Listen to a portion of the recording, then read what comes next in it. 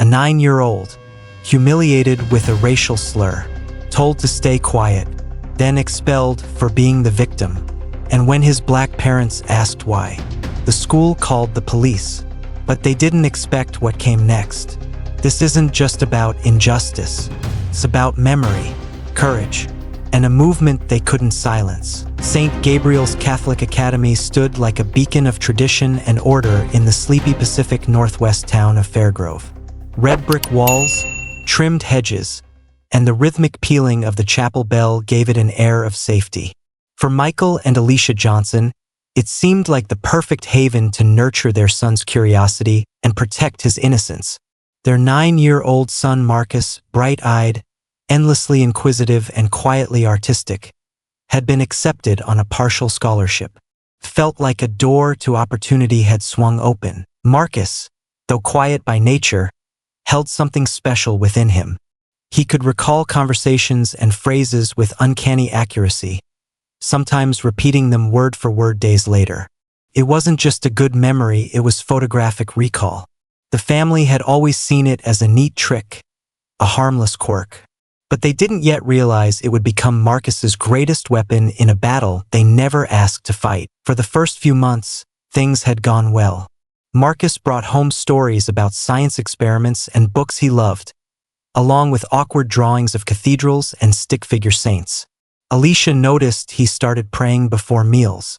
Michael joked about how their little boy might grow up to be a monk. But behind the gates of St. Gabriel's, something darker was growing. Something the pristine image of stained glass and choir robes couldn't conceal forever. Then came that Tuesday. It was a cold spring afternoon when Marcus came through the front door with his backpack dragging along the floor. His eyes were hollow, not from tears, but from something deeper. Alicia knelt beside him. "What's wrong, baby?" He stared at the floor. Then, in a quiet voice that barely rose above a whisper, he said, "A kid in my class. He called me the N-word, twice, while we were doing group work." The teacher heard it. Alicia felt her stomach drop like a stone. Michael froze in the kitchen doorway. Time stopped in that living room. "And what did the teacher do?" Alicia asked, voice tight. Marcus looked up, a flicker of pain in his eyes. "She told me to ignore it. Said it was probably just a joke. Then she told me not to make a scene." Alicia's heart broke. Not just from the slur, but from the silence that followed it. She saw her son shrinking into himself, feeling the weight of something he couldn't fully understand. Michael's jaw clenched. "We're going to the school. Tomorrow morning. This is not going to slide." They weren't angry just because their son had been hurt. They were furious because the place they trusted to protect him, where faith and virtue were preached, had told him to stay silent, to absorb hate and not make a scene. That night, Alicia barely slept. She kept replaying Marcus's words.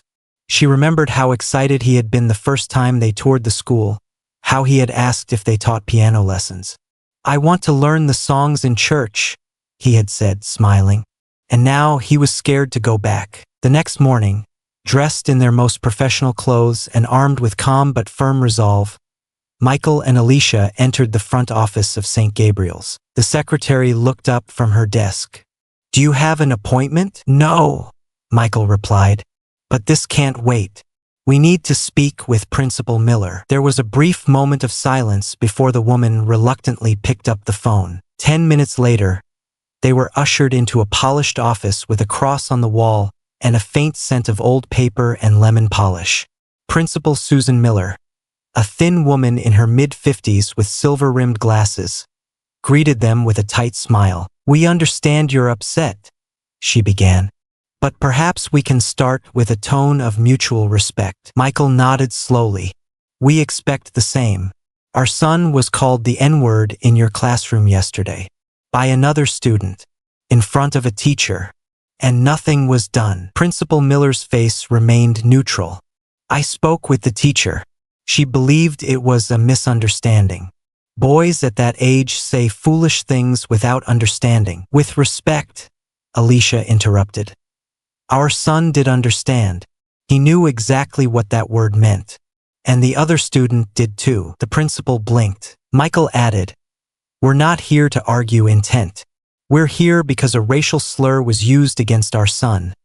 And instead of addressing it, your staff told him to be quiet. For a moment, there was silence. Then Principal Miller stood. I'm sorry you feel this way, but I'm going to have to ask you to leave if you continue to be confrontational. Confrontational? Alicia's voice trembled.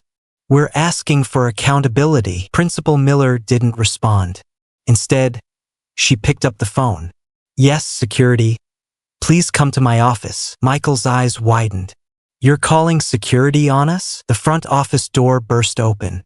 2 uniformed officers stepped inside. Marcus, who had arrived late with a school assistant, saw the scene from down the hallway. He dropped his lunch bag. In less than 60 seconds, the narrative had shifted. Michael and Alicia, concerned parents seeking justice, were now labeled disruptive and threatening. The officers didn't arrest them, but they escorted them off school grounds. But that wasn't the end. Later that afternoon, an email arrived. Dear Mr. and Mrs. Johnson, due to recent events and a pattern of combative behavior, we regret to inform you that your son Marcus Johnson will no longer be enrolled at St. Gabriel's Academy, effective immediately. They had expelled him, the victim, not the one who used the slur, not the teacher who ignored it, not the administration that escalated a civil conversation into a police matter. No, they had punished Marcus for having parents who dared to demand justice. Alicia cried for hours that night. Michael sat at the dining table, staring at nothing, gripping a pen he never used. Marcus retreated to his room, rereading an old comic book. He whispered to himself, almost too quiet to hear. I remember everything. Michael sat hunched over his laptop, typing furiously. Alicia paced the kitchen, her phone buzzing with incoming messages from friends, co-workers, and other parents. The news was already spreading, first as a whisper among PTA circles, then as a tidal wave across Facebook and local neighborhood groups. Michael uploaded a statement online. It was clear, measured, and devastating. Our son, Marcus Johnson, was expelled from St. Gabriel's Catholic Academy not for wrongdoing, but for being the victim of racial abuse. When we asked for a conversation with school officials, the principal called the police on us. We were escorted out like criminals. No apology, no action, just silence and retaliation. Our 9-year-old deserved better.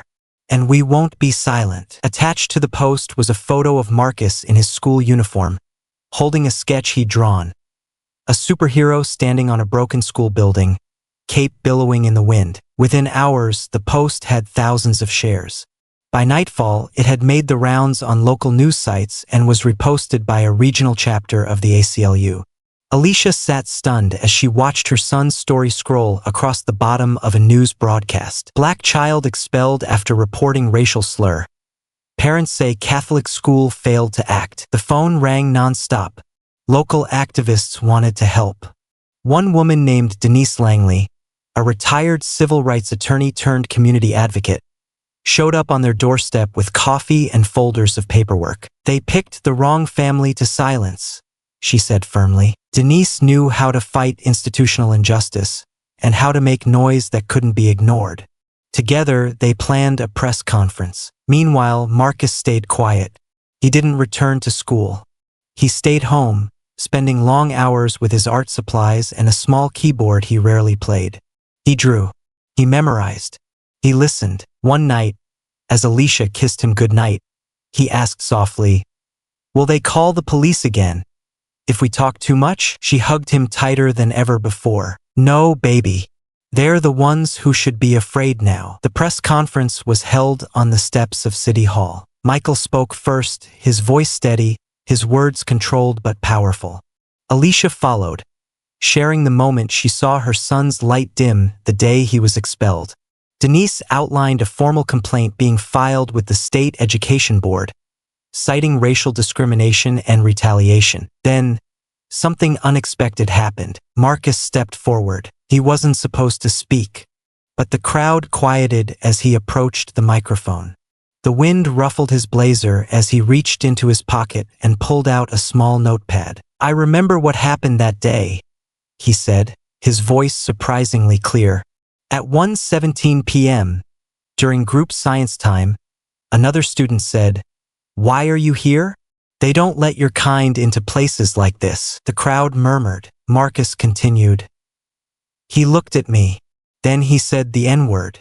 The teacher said nothing for about 8 seconds. Then she told me not to make it worse. I counted.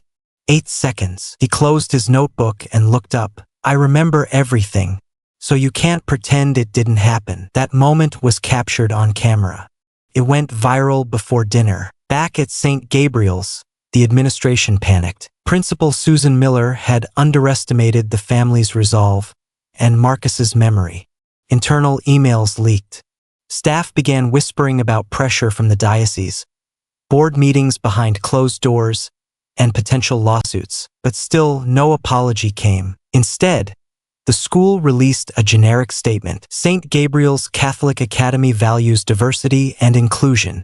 While we cannot comment on individual student matters, we assure our community that we follow proper protocols and aim for the highest standards. It was the kind of empty statement built by lawyers and PR firms. But Marcus wasn't the only child. Over the next week, other parents came forward, quietly at first, then more boldly. A Latina mother described how her daughter had been mocked for her accent. A Korean father recalled how his son had been told to go back to where you came from by classmates, with no consequences. One story lit a fire, but many voices built a movement. Civil rights groups launched an independent investigation. The Johnsons were invited to speak at a local school board forum. Michael shared data on racially disproportionate discipline practices. Alicia read a letter Marcus had written to his future self, wondering if the world would ever be fair. Then came the twist no one saw coming. A former staff member, an assistant teacher named Carla Reyes, stepped forward with a testimony. She had witnessed the incident in Marcus's class, and she had audio. Carla had secretly recorded classroom sessions to protect herself after previously facing discriminatory treatment. On the recording, a boy could be heard using the N-word, followed by a silence. Then a teacher's voice, "Marcus, don't make a scene. We'll talk later." Carla had gone to the administration with the clip. They told her to delete it, but she didn't. She sent the file to Denise. With the recording now in hand, the Johnsons had undeniable proof, not just of the slur, but of the cover-up. They had facts, names, timestamps. They had Marcus's memory and now a voice to match it. Local headlines turned national. News anchors described the events in grave tones. Talk shows debated school accountability. Hashtags like #JusticeForMarcus and #UnmuteTheTruth began trending across platforms. Celebrities reposted the clip. Civil rights organizations rallied behind the Johnsons. But the most damning moment wasn't the slur itself. It was the 8 seconds of silence that followed. 8 seconds of complicity. 8 seconds of a teacher deciding not to intervene. 8 seconds that exposed what silence really sounded like. Marcus's words, "I remember everything," now echoed across a nation. Principal Susan Miller could no longer hide behind formality or process. The school board called an emergency meeting, closed to the public but leaked within hours. Inside sources revealed that several board members were furious, not because of the injustice but because of the optics. Donations were dropping. Enrollment inquiries had vanished. Major donors were threatening to pull support. The institution that had once demanded silence now found itself under a microscope. In the Johnson home, things were quieter, but not calmer. Marcus had returned to his routine of drawing and playing music, but now he was under the gaze of cameras and online commenters. Alicia protected him fiercely, limiting his exposure and monitoring what he saw online. One evening, after a small rally outside St. Gabriel's, Marcus approached his parents and asked, "Am I in trouble with God because I told everyone?" Alicia knelt in front of him, her voice trembling. "No, baby, you're speaking truth. That's never wrong. And God knows the truth too," Michael added gently. "You were braver than grown men." And Marcus replied, quietly, "I just told what I remembered." The backlash continued to grow. Parents began pulling their kids from St. Gabriel's. Teachers resigned. Protests filled the street outside the main entrance, filled with signs reading, "Silence is violence. Expelled for truth. Marcus deserved better." Under pressure, the Archdiocese announced a full internal review. Principal Susan Miller was suspended pending investigation. Her photo disappeared from the school website. Emails to her inbox bounced back with an automated message. But for the Johnsons, it wasn't about her anymore. It was about the system that had enabled her. That week, a city council member named Tasha Reynolds invited the Johnsons to a private roundtable with community leaders, educators, and policymakers. She had followed their story from the beginning. "This isn't just a school issue," she said. "It's a city issue, a cultural issue." Michael spoke at the event. What happened to Marcus wasn't a fluke. It wasn't just one bad actor. It was a system that made it easier to punish the victim than to confront the truth. "That's what we have to change." Others nodded. Alicia added, "We didn't ask to be activists. We just wanted our son to be safe. But now we've learned, if we stay silent, we're part of the problem." The message was clear. Silence wasn't protection, it was permission. And then the fallout reached its peak. Just 3 weeks after the initial incident, the Archdiocese formally announced that Principal Susan Miller had been terminated.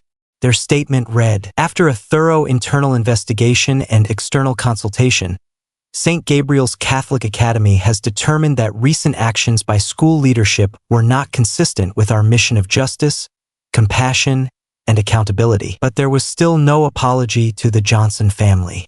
No call, no letter, no mention of Marcus. They had removed the problem but refused to name the pain. Still, the Johnsons pressed forward. With the help of Denise Langley and a group of educators, they launched an initiative, Project 8 Seconds, a nonprofit aimed at training teachers and administrators in racial bias awareness, inclusive education, and trauma-informed care. They held workshops. They created toolkits. They built something lasting from the ashes. And slowly, something began to shift. Across Fairgrove, other schools started examining their own policies. Some invited Marcus and Alicia to speak to staff. Others implemented new diversity training. One school even added a mural in their hallway, a painting of a young black boy with a cape, standing tall in front of a chalkboard that read, "I remember everything." The ripple was real. Marcus didn't go back to St. Gabriel's. He was accepted into another school, one with a principal who personally met with the family and assured them of the values they upheld. But the memory lingered. One night, Michael found Marcus asleep in bed, a sketch pad on his chest. On it was a new drawing, the superhero from before, but now the school building behind him was whole again, repaired with sunlight breaking through the clouds. It wasn't perfect, but it was healing. In the weeks that followed Susan Miller's dismissal, St. Gabriel struggled to rebuild its fractured image. But behind the scenes, the damage had already taken root. Where it hurt the most, trust. The school's governing board initiated sweeping policy revisions, hiring consultants for inclusion audits, and launching public forums for reconciliation. But to the families who had been affected, these efforts felt less like healing and more like damage control, because there was still no apology, no acknowledgement, no letter, no call to the Johnson family. For Marcus, that silence spoke louder than any word ever could. Meanwhile, Project 8 Seconds was gathering momentum. What had begun as a survival response was now becoming a movement. The initiative hosted a citywide education summit, drawing teachers, counselors, and administrators from across the state.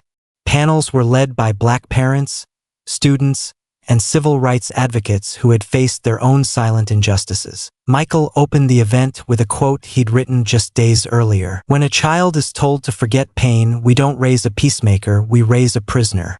And children were never meant to carry the shame of adults who failed to protect them." Alicia followed with raw honesty. "We thought the system would hear us if we knocked politely. But when it slammed the door, we learned how to build our own." At the summit, Marcus quietly watched from the front row. He didn't speak that day, but every attendee was handed a notebook titled "I Remember Everything," a journal for documenting classroom bias, microaggressions, and unsafe learning environments. Inside the front cover, Marcus had drawn a tiny icon in the corner, a stopwatch set to 8 seconds. The Johnsons didn't stop at school reform. They met with local lawmakers to discuss legislation requiring bias response protocols in private institutions that received public funds. They pushed for mandatory annual racial equity training for educators in both public and private schools. And with support from the community, they began working on a statewide Student Bill of Rights, where no child could be penalized for speaking up about discrimination. Each meeting, each campaign, each late-night Zoom call was a small act of justice. 1,000 steps on the long road to equity. But every step had a cost. Friends stopped calling. Some neighbors, people who had once exchanged holiday cookies with the Johnsons, began to pull away. One parent, during a school board town hall, even accused Alicia of blowing things out of proportion for attention. There were veiled threats, ugly messages in their mailbox, a letter with no return address that read, "Maybe if you'd taught your kid to stay quiet, he wouldn't have lost his seat." Michael showed it to Denise. She read it, folded it neatly, and slid it into a file marked Threat Archive. "It means you're shaking the right tree," she said. But for Marcus, the personal impact remained harder to track. He'd been accepted into a new school. The classrooms were welcoming, the teachers careful with their words. He made a new friend named Jaden who loved drawing anime characters, and together they created a comic strip called The Silent Storm, about a boy with the power to make time pause for 8 seconds at will. But something was missing. He never wanted to draw the old school again. And then, something happened that no one expected. A teacher from St. Gabriel's, a young white woman named Miss Daria, requested to meet with the Johnsons privately. They were hesitant at first, but agreed to meet her in a neutral space, a public library conference room downtown. She arrived with a folder, trembling. "I was new. I wanted to speak up. I didn't know how," she began. She opened the folder. Inside were printed emails, ones she had saved quietly during her time at St. Gabriel's. They revealed internal complaints from staff about discriminatory incidents, reports about certain students, including Marcus, being flagged for attitude in the system after speaking up, a thread where a staff member questioned whether Michael Johnson had militant tendencies, simply because he'd requested a meeting more than once. The emails proved something the Johnsons had long suspected. This wasn't just about one incident. It was a culture of dismissal, maybe even targeting. Miss Daria looked up, near tears. "I'm sorry. I should have done more." Alicia took a deep breath and replied, "You're doing something now. That matters." They shared a quiet moment, one of sorrow, but also solidarity. With this new evidence, Denise filed a civil complaint against the Archdiocese on behalf of the Johnson family and several others who had come forward with stories of bias. The media picked it up instantly. Now, the issue wasn't just about expulsion, it was about a pattern. A documented pattern of racial suppression within one of the city's oldest Catholic institutions. And St. Gabriel's? They had no more silence to hide behind. A week later, in front of a room packed with press and community members, the new interim principal read a public statement. "To Marcus Johnson and his family, we failed you. We did not protect you, and we did not honor our commitment to justice. We offer our deepest, unequivocal apology. What happened to you should never happen to any child, and it will not happen again under our watch." The words were long overdue, but Marcus didn't smile. He didn't cry. He just asked his dad one question on the ride home. "Do you think they mean it?" Michael paused before answering. "I think they finally know they have to." The apology came too late to undo the damage. But it marked a turning point. For Marcus, it wasn't about forgiveness. Not yet. It was about being seen, being heard, and knowing the truth was no longer buried beneath ceremony and stained glass. The video of the public apology spread across social media. Parents across the country began questioning the culture in their own children's schools. Educators started asking what silence looked like in their classrooms, and how many children had been told not to make a scene. And Project 8 Seconds evolved. It went from a local training nonprofit to a national awareness campaign. Schools in other cities invited the Johnsons and Denise Langley to help implement their bias protocols. At one urban charter school, a teacher handed Alicia a note that read, "Because of your son's story, I stopped ignoring the quiet moments. I listen now." Marcus's name had become a symbol, not of victimhood, but of resistance. But not everything changed overnight. St. Gabriel's continued to exist. Its walls were the same. The cross still stood tall above the bell tower. The uniforms hadn't changed. But beneath the surface, there was tension. Some families stayed, hoping for reform. Others left in protest. A few, still bitter, accused the Johnsons of destroying a good institution. But the truth was simpler than that. They hadn't destroyed anything. They'd revealed what was already broken. A few months later, Marcus stood before a packed auditorium at a youth empowerment event hosted by a regional civil rights coalition. The theme was Voices Unmuted. Children from across the state had submitted essays, art, and speeches about justice, belonging, and bravery. Marcus was the final speaker. He didn't walk up to the podium. Instead, he stood beside a digital projector, displaying his newest creation. A series of hand-drawn panels from his comic, The Silent Storm. He pointed to one image. A boy stood in the center of a classroom, as time froze around him. In the background, classmates blurred. A teacher looked away. The speech bubble said, "They want me to forget, but I remember everything." Then he turned to the audience. "I used to think remembering made things worse," he said. "That if I just stayed quiet, people would like me. That if I didn't say anything, I wouldn't get in trouble. But the truth is, silence protects no one." The room was quiet, breathless. Marcus continued, "I'm not just a kid who got expelled. I'm a kid who noticed. And now, I'm a kid who tells other kids you don't have to forget to move on. You can remember. You should remember. Because memory is how we protect each other." The audience stood. Some clapped. Others cried. Alicia recorded every second. And as Marcus stepped off stage, he smiled. Not because everything was fixed, but because something had changed. Weeks later, Marcus received a letter from a student at another Catholic school hundreds of miles away. "My teacher said something mean to a girl in our class. No one did anything. But I remembered your story, so I raised my hand and said it wasn't okay." The teacher looked shocked. "I was scared, but I think I did the right thing." It was signed, Leah, age 10. Marcus pinned it above his desk. Next to it was a quote he'd written in block letters. "Justice doesn't start with adults. It starts with kids who don't forget." The Johnson family never returned to St. Gabriel's. They didn't need to. Their mission had grown far beyond the walls of one school. Michael and Alicia continued working with Project 8 Seconds, advocating for legislative change. Denise Langley became a sought-after speaker on education equity. And Marcus, he kept drawing, kept remembering, kept building his voice. Sometimes he still played the small keyboard in his room. His favorite song was one he made up himself, soft, rhythmic, steady. He said it reminded him of walking, of moving forward, not running, not hiding, just walking.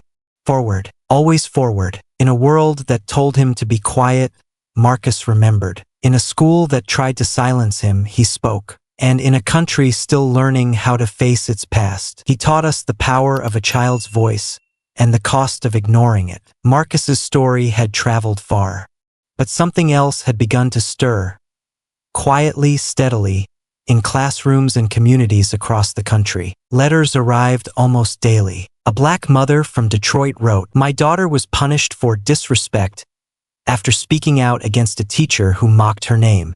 After your story, I requested her discipline record. It turns out there were multiple similar incidents. Now I'm taking it to the school board." A teacher from rural Texas wrote, "We played your son's speech in our equity seminar. Half the room cried. The other half asked why it took a 9-year-old to say what we hadn't." A high school student in Oregon simply wrote, "I thought I was the only one." Project 8 Seconds evolved again, not just a movement but a network. Dozens of families connected through shared stories of injustice. A digital platform was launched, remembereverything.org, where students and parents could document their experiences and find resources, legal help, and emotional support. Marcus became a quiet legend among them. Not a figurehead, but a symbol. The boy who remembered when no one else wanted to. Meanwhile, Denise Langley worked on something big. Using evidence gathered from whistleblowers like Miss Daria and documents obtained through public records requests, she built a case.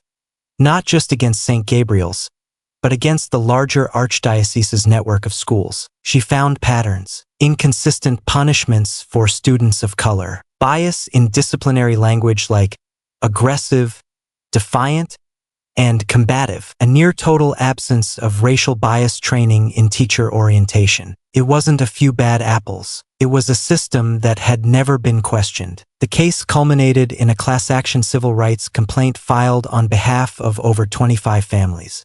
For the first time, institutions long shielded by religious autonomy faced real, public accountability for racial inequities within their walls. And in the state legislature, something remarkable happened. Senator Elaine Carver, a biracial woman who had once faced discrimination as a student herself, introduced a bill inspired directly by Project 8 Seconds. Its name? The Marcus Johnson Student Safety and Dignity Act. The bill proposed that any private school receiving public subsidies must maintain clear, documented anti-discrimination policies. Schools must implement annual equity training for faculty. Students must be guaranteed the right to report discrimination without fear of retaliation. Any expulsion related to a student or parent reporting racism must be reviewed by an independent panel. At the bill's first public hearing, Alicia and Marcus were invited to testify. Alicia spoke with grace and fury. "We didn't want to be here, but you forced us here. And now we will not leave until it's safe for every child, especially black children, to walk into a classroom and know their pain won't be ignored." When Marcus took the stand, he didn't read from a script. He simply said, "You can't fix silence with more silence. That's why I'm speaking." The chamber fell quiet. Then it rose. Applause filling the room.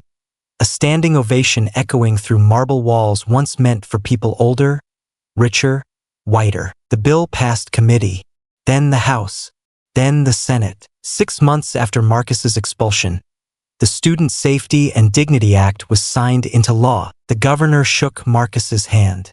Cameras flashed. The Johnsons stood proudly not as victims but as changemakers. Later that night, at home, Marcus looked up from his sketchbook and asked, "Does this mean it's over?" Michael shook his head. "No, son.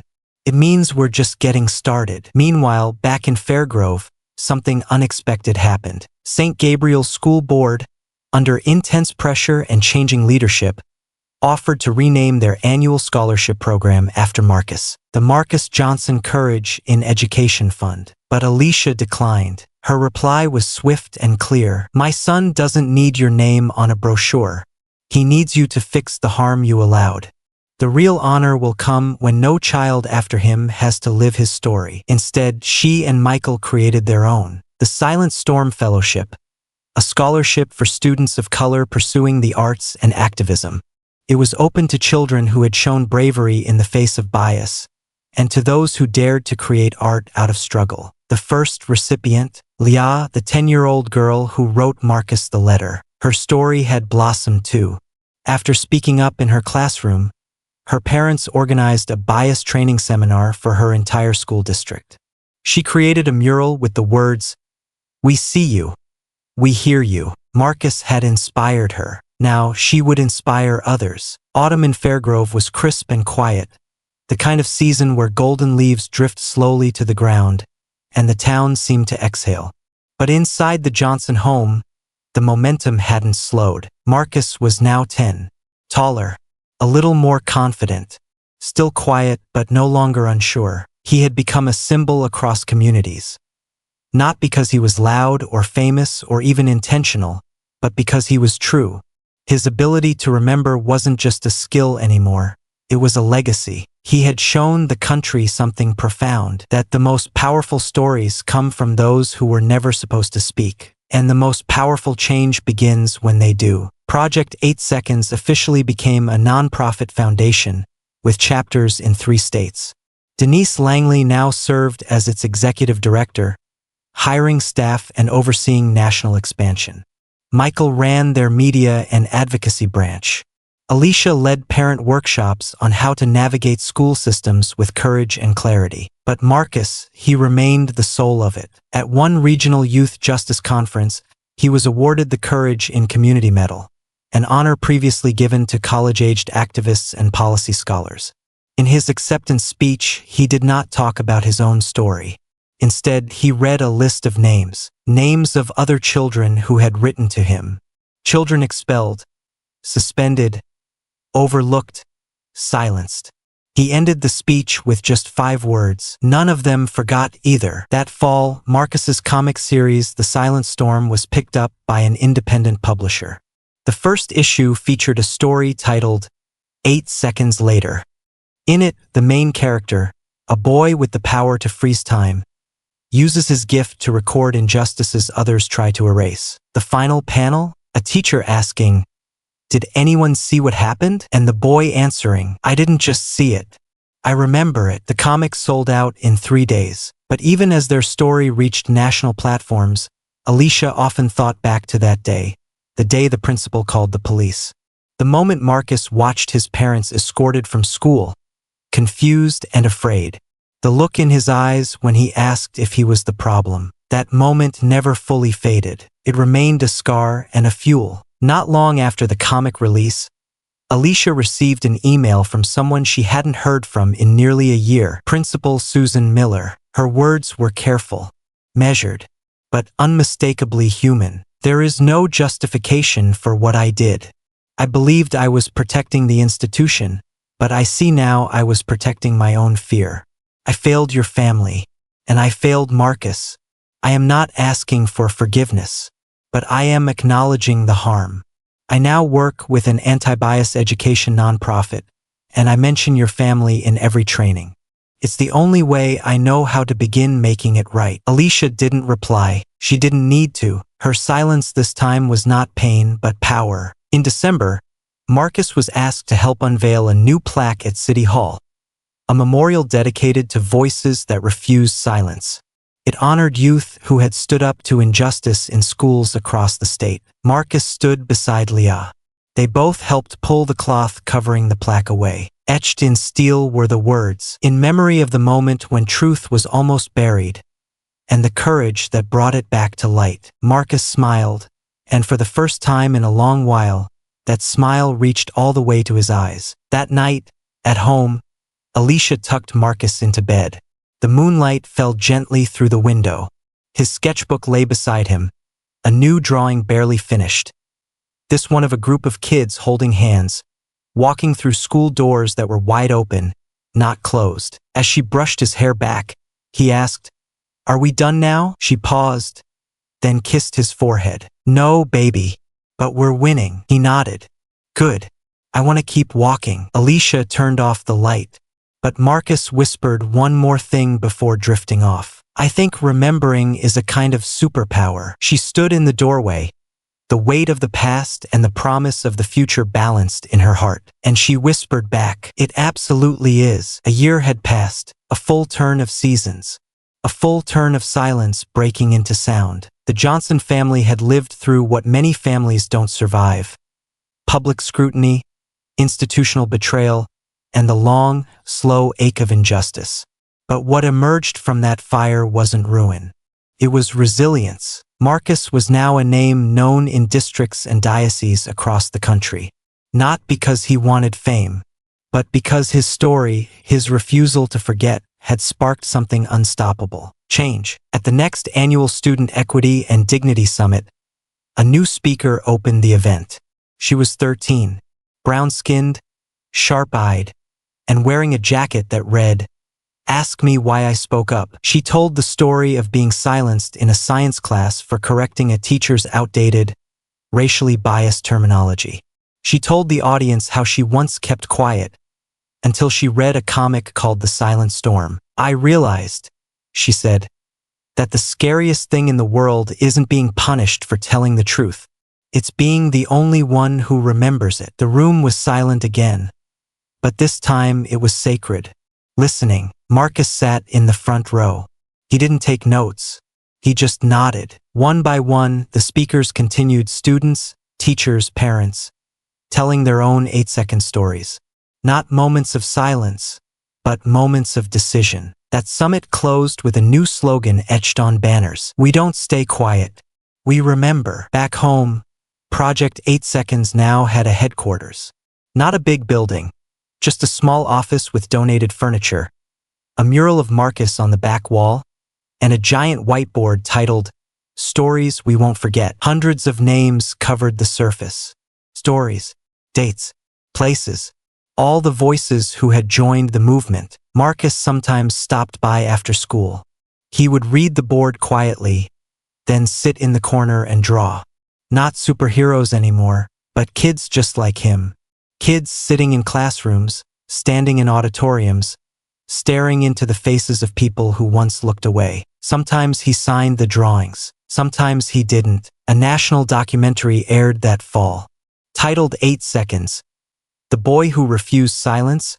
It told the story of Marcus Johnson, but also of an education system under pressure to change. The final shot was simple. Marcus standing at a chalkboard, writing one word slowly. Remember. The narrator's final line echoed. Justice doesn't always begin with a protest or a policy.